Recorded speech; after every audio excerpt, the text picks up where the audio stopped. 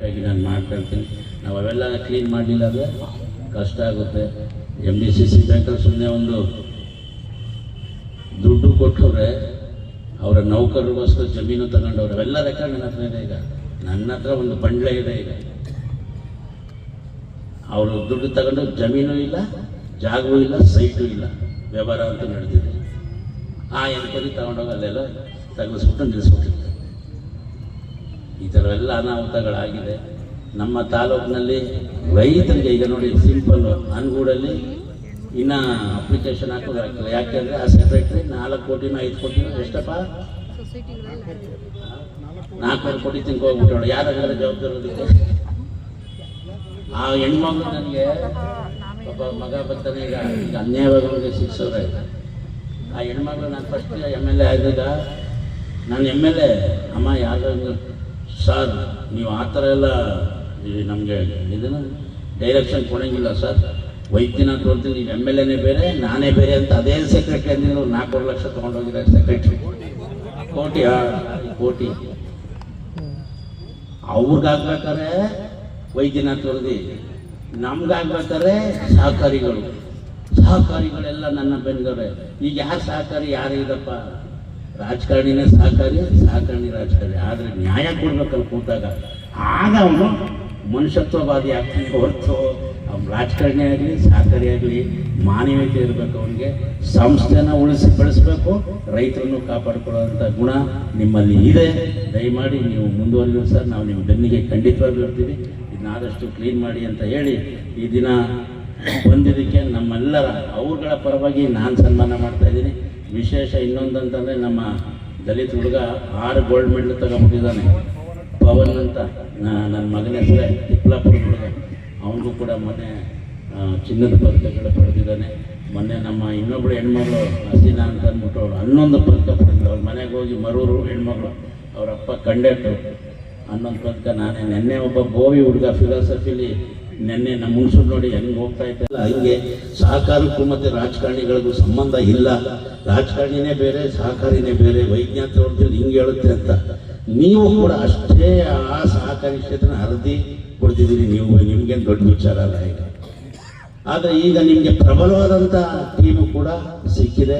ನಿಮ್ಮ ಡೈರೆಕ್ಟರ್ಗಳೆಲ್ಲ ಸ್ವತಃ ನಿಮ್ಮ ಮಗನೇ MLA ಆಗಿದ್ದಾರೆ, ಡೈರೆಕ್ಟರ್ಗಳು ಕೂಡ MLA ಆಗಿದ್ದಾರೆ. ನಿಮ್ಮ ಕೈನಲ್ಲಿ ಖಂಡಿತವಾಗ್ಲೂ JR, DR, ARಗಳೆಲ್ಲ ನಿಮ್ಮ ಕೈಲಿರೋಂಥದ್ದು ಸತ್ಯ ಆಗ್ತದೆ. ನಾನು ಇಲ್ಲಿ ವೇದಿಕೆ ಮುಖಾಂತರ ಹೇಳ್ತಿರೋದು, ನಮ್ಮ ತಾಲೂಕಿನಲ್ಲಿ 27 ಸೊಸೈಟಿಗಳಿದೆ. 27 ಸೊಸೈಟಿಗಳಿವೆ. ಹುಣಸೂರಲ್ಲಿ ಮಾತೆತ್ತಿದ್ರೆ ನಾನು ಅಷ್ಟು ಕೋಟಿ ಕೊಡಿಸಿದ್ದೀನಿ, ಅಷ್ಟು ಕೋಟಿ ಡಿಪಾಸಿಟ್ ಇಟ್ಟಿದ್ದೀನಿ, ಏನಿಲ್ಲ. ಎಲ್ಲ ಅವ್ರ ಕೈಯಲ್ಲೇ ಇತ್ತು. 30 ವರ್ಷ ಅವ್ರ ಕೈಯಲ್ಲೇ ಇತ್ತು. ಅವ್ರ ತಂದೆಯವರಿದ್ರು, ಅದಾದ್ಮೇಲೆ ಇವ್ರು ಬಂದರು, ಅವ್ರ ಕೈಯಲ್ಲೇ ಇತ್ತು. ಮಹಿಳಾ ಕೋಆಪರೇಟಿವ್ ಸೊಸೈಟಿನ ಅವ್ರ ತಾಯಿ ಕೈಲೇ ಐತಿ, ಬೇರೆಯವ್ರ ಕೈಲಿ ಯಾರ ಹತ್ರನೂ ಇಲ್ಲ. ಈಗ ನಿಮಗೆ ಬಂದು ಈಗ ಎಷ್ಟು ದಿನ ಆಯಿತು? ನೀವಾಗಲೇ ಒಂದು ರಿವ್ಯೂ 10 ದಿನ ಆಯಿತು. ಈಗಾಗಲೇ ಅವರು ಹುಣಸೂರು ತಾಲೂಕಿನ ಎಲ್ಲ ನೀವು ಕಂಪ್ಲೇಂಟ್ ಮಾಡ್ತೀರಿ, ಆಗಲೇ ಅವರು ಪ್ರತಿ ಒಂದು ಸೊಸೈಟಿಗಳ ಆಳನ ತಿಳ್ಕೊಂಡು ಬಂದು ಈಗ ಬಂದಿರೋದವರು. ಒಂದೇ ಮಾತಂದ್ರೆ ಅವರು, ಮಂಜಣ್ಣ ಇಡೀ 2 ಜಿಲ್ಲೆಗಳಲ್ಲಿ ಅತ್ಯಂತ ಸುಸ್ತಿ ಇರುವಂಥದ್ದು ನಿಮ್ಮ ಹುಣಸೂರು ತಾಲೂಕಣೆಯ 9 ಸೊಸೈಟಿಗಳು ಸುಸ್ತಿಯಾಗಿ ಹೋಗೋದೇ ಈ ತಾಲೂಕು ಅಂತ ಹೇಳ್ತಾ ಇದ್ದಾರೆ. ಯಾರು ಜವಾಬ್ದಾರರು ಅದಕ್ಕೀಗ? ಆಗ ನಾನು ಶಾಸಕನಾಗಿದ್ದೆ, ನಾನು ಜವಾಬ್ದಾರಿ ತಗೋತಿರ್ಲಿಲ್ಲ, ನಮ್ಗೆ ಗೊತ್ತೂ ಇಲ್ಲ, ನಮ್ಗೆ ಮುಟ್ಟಕ್ಕೂ ಬಿಡ್ತಿಲ್ಲ, ನಮ್ಮ ಹತ್ರ ಮಾತಾಡೋಕ್ಕೂ ಬಂದಿಲ್ಲ. ಇವತ್ತು ಅಷ್ಟೇ ಒಂದು ಕಂಪ್ಲೇಂಟ್ ಮಾಡ್ತೀನಿ. ನೀವು ಪ್ರಪ್ರಥಮ ಬಾರಿಗೆ ಅಧ್ಯಕ್ಷರು ಬರ್ತಾ ಇದ್ದೀರಿ. ಯಾರು ವಿರೋಧ ಪಕ್ಷದ ಸೆಕ್ರೆಟರಿಗಳು ಗೌರವಕ್ಕೂ ಇಲ್ಲಿ ಬಂದಿಲ್ಲ, ಅವ್ರ ಬಗ್ಗೆ ಒಂದು ಕಣ್ಣಿಟ್ಟಿರಿ ಅಂತ ಹೇಳ್ತಾ ಇದ್ದೀನಿ. ಯಾವ ಸೆಕ್ರೆಟರಿಗಳು ಬಂದು ನಿಮ್ಗೆ ಗೌರವ ಕೊಡಕ್ಕೆ ಬಂದಿಲ್ಲ ಇವತ್ತು, ಅವ್ರ ಬಗ್ಗೆ ಹತ್ತಿಕೊಂಡಂಥ ಒಂದು ಸಣ್ಣ ಕಿಡಿ ಇವತ್ತು ಇಷ್ಟು ದೊಡ್ಡ ಮರವಾಗಿ ಇವತ್ತು ಅವ್ರ ಅಧ್ಯಕ್ಷರು ಕೂತಿದ್ದಾರೆ. ಹುಣಸೂರು ತಾಲೂಕಿನ ಸೊಸೈಟಿಗಳ ಚುನಾವಣೆಗಳ ಬಿಸಿ ತಮ್ಮೆಲ್ಲರಿಗೂ ಗೊತ್ತಿದೆ. ಜಿಲ್ಲೆಯ ಯಾವ ತಾಲೂಕುಗಳಲ್ಲೂ ಈ ರೀತಿಯ ಬಿಸಿ ಇರಲಿಲ್ಲ.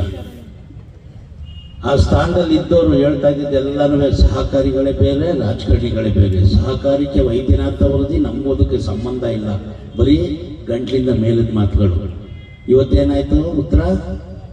ಸಹಕಾರಿಗಳು ಹಾಗೂ ರಾಜಕಾರಣಿಗಳು ಒಂದೇ ನಾಣ್ಯದ ಎರಡು ಮುಖಗಳು ಅನ್ನೋದ ರೀತಿ MDCS ಬ್ಯಾಂಕ್ನ ರಿಸಲ್ಟ್ ಬಂದಿದೆ ಅಂತ ತಮ್ಮೆಲ್ಲರಿಗೂ ಗೊತ್ತಿದೆ.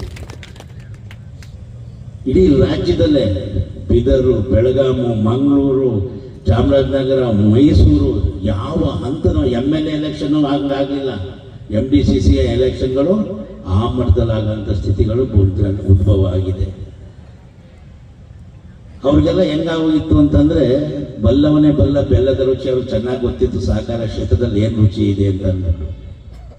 ನಾನು ಹೇಳಕ್ ಹೋದಾಗ ನಾನು ಆ ಸಮಾಜದ ವಿರುದ್ಧಿ ಅಂತ ಎತ್ತು ಕಟ್ತಾ ಇದ್ರೆ ಹೊರತು ಆಗಿರೋ ಅನಾಹುತದ ಬಗ್ಗೆ ಹೇಳ್ತಾ ಇದ್ದೀನಿ. ಸಹಕಾರಿ ಸಂಘದಲ್ಲಿ ಆಗಿರೋ ಅನಾಹುತದ ಬಗ್ಗೆ ಅಂತ